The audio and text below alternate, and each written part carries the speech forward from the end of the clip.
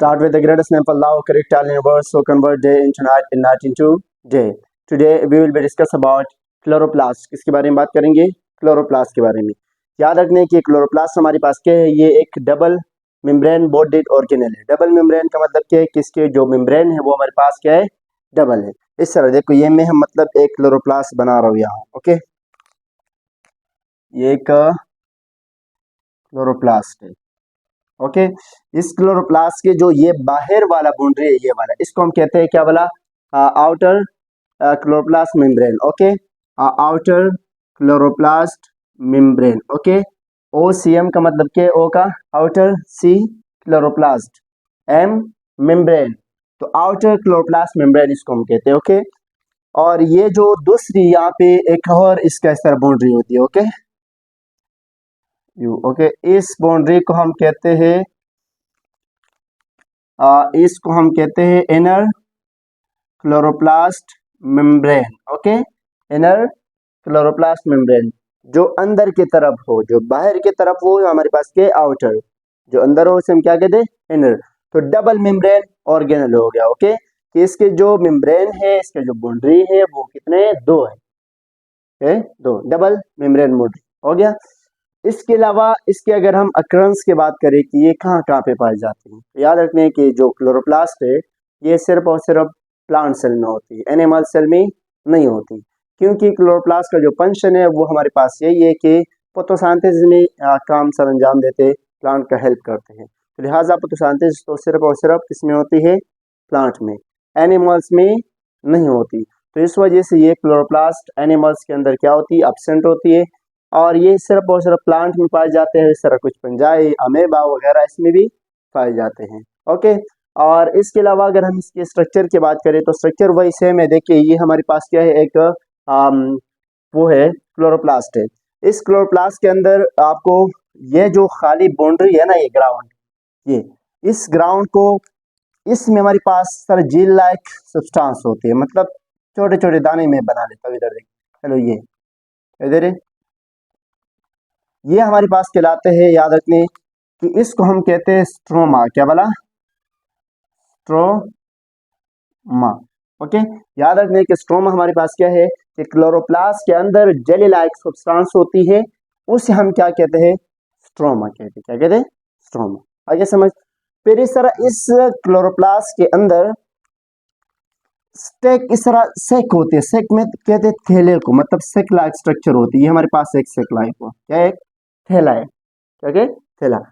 इस एक थैले को याद रखने, इसको हम कहते हैं क्या बोला? इसको हम कहते हैं थाइलाकाइड. क्या चीज? थाइलाकाइड. नहीं आ रही है तो थाइलाकाइड. ओके, थाइलाकाइड.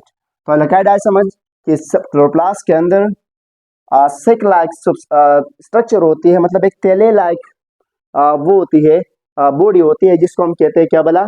थाइलाकाइड. क्या बोला? थाइलाकाइड. फिर ये थाइलाकाइड एक नहीं होती, इस तरह ये होती है. ओके, ये दूसरा थाइलाकाइड ले ले, ये तीसरा, ये चौथा, ये मतलब ये थाइलाकाइड है सारे. ओके, याद रखें. इस थाइलाकाइड अगर इस तरह आ जाए एक पैक के शक्ल में, एक स्टेक के शक्ल में, जिसको हम कहते हैं स्टेक ऑफ थाइलाकाइड. स्टेक कहते हैं डेर को, कि 1 2 3 4 5 6 बहुत सारे थाइलाकाइड है ना. जब ये स्टेक बनाए, एक डेर बनाए, तो इस डेर को फिर हम नाम देते हैं. याद रखने की ये हमारे पास एक डेर बना. क्या बना? डेर बना. इस डेर को फिर हम नाम देते हैं क्या बना? ग्रेनम. क्या बना? ग्रेनम. याद रखनी.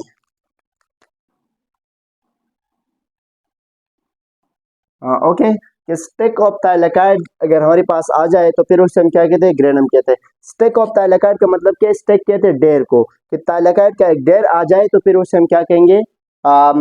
ग्रेनम कहेंगे. क्या कहेंगे? ग्रेनम. थाइलाकाइड क्या है? एक सिर्फ एक ही दाना. ओके, ये एक ही तेला को, एक ही तेले को हम क्या कहते हैं? थाइलाकाइड कहते हैं. फिर इस थाइलाकाइड के जो इस तरह डेर आ जाए, एक स्टेक आ जाए, तो फिर उसे हम क्या कहते हैं? ग्रेनम कहते हैं. क्या कहते हैं? ग्रेनम.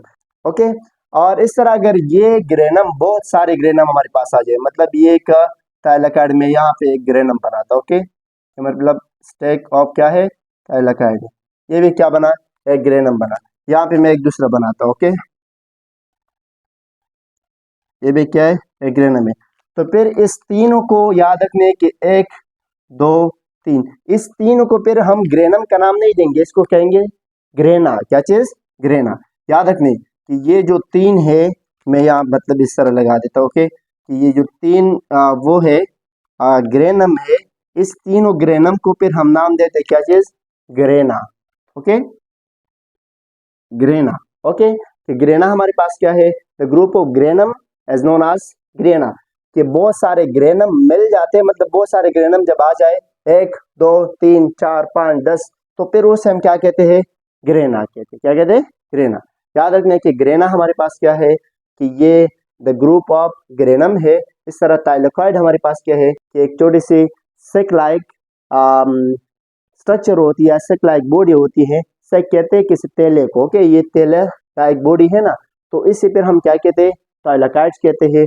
और स्ट्रोमा क्या है कि जो वो है क्लोरोप्लास्ट है, इसके बीच में जो ग्राउंड है, इस ग्राउंड के अंदर एक जेल लाइक सब्सटेंस होती है। उस जेल लाइक सब्सटेंस को हम क्या कहते हैं? स्ट्रोमा कहते हैं। क्या कहते हैं? स्ट्रोमा। जेल लाइक सब्सटेंस का मतलब कि धागा नामा स्ट्रक्चर होती है, तो फिर उसे हम क्या कहते हैं? स्ट्रोमा कहते हैं। इसके बाद हमारे पास एक इस थाइलेकोइड को मैं बाहर यहाँ निकालता हूँ, इस एक थाइलेकोइड को, ओके, एक तेले को। याद रखें कि ये हमारे पास एक थाइलेकोइड आ गया, ओके, क्या है? थाइलेकोइड। इस थाइलेकोइड के बीच में याद रखने इस तरह ग्रीन पिगमेंट होती है। क्या होती है? Green pigment. ये क्या है? Green pigment. इस सब थाइलेकोइडों में इस तरह है, ओके, सब में, क्या में? सब में है, ओके। इस सब थाइलेकोइड के अंदर इस तरह ग्रीन पिगमेंट है, ग्रीन कलर है, ओके। उस ग्रीन कलर को याद रखने कि हम कहते हैं क्या भला? क्लोरोफिल। ओके, तो याद रखने कि क्लोरोफिल हमारे पास क्या है कि जो थाइलेकोइड है इसके अंदर इस तरह ग्रीन पिगमेंट्स होती है, और इसे हम क्या कहते हैं? क्लोरोफिल कहते हैं। क्या कहते हैं? क्लोरोफिल। इसके अलावा इस मोहतरम का फंक्शन क्या है? याद रखने कि इसका फंक्शन ये है कि ये observe energy from the sun for photosynthesis. Photosynthesis के लिए एनर्जी को ऑब्जर्व करते हैं, कहाँ से? सन से। जो सन एनर्जी है, सन लाइट है, उसको ऑब्जर्व कर देते हैं किस लिए? फोटोसिंथेसिस के लिए। क्योंकि फोटोसिंथेसिस में क्या कर रहे होते हैं? प्लांट खुराक बनाते हैं, उसको खुराक बनाने के लिए लाइट एनर्जी की जरूरत होती है, सनलाइट की जरूरत होती है।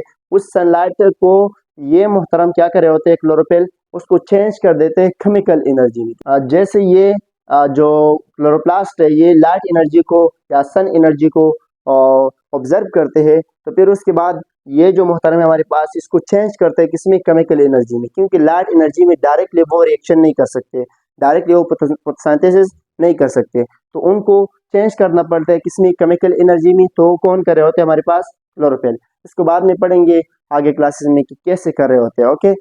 लेकिन इतना याद रखने हैं कि हमारे पास जो क्लोरोप्लास्ट है, ये ऑब्जर्व कर रहे होते हैं सन एनर्जी फ्रॉम द सन। कहाँ से? सन से। और किस लिए कर रहे होते हैं? फोटोसिंथेसिस के लिए। और इस तरह कुछ लिपिड सिंथेसिस में हमारे पास इसमें होती है, किसमें? क्लोरोप्लास्ट में। लिपिड जानते हो, ओके। और सिंथेसिस के थ्रू मतलब बनाना, किसको बनाना? लिपिड को। ये भी काम होते हैं किस मोहतरम के? क्लोरोप्लास्ट के, ओके। तो क्लोरोप्लास्ट हमारे पास यहाँ तक कंप्लीट हुआ। अगर यहाँ तक कोई सवाल है तो आप पूछ सकते हो जी, ओके। अगर यहाँ तक कोई सवाल है तो आप कमेंट सेक्शन में पूछ सकते हो, ओके। खुदा हाफिज़।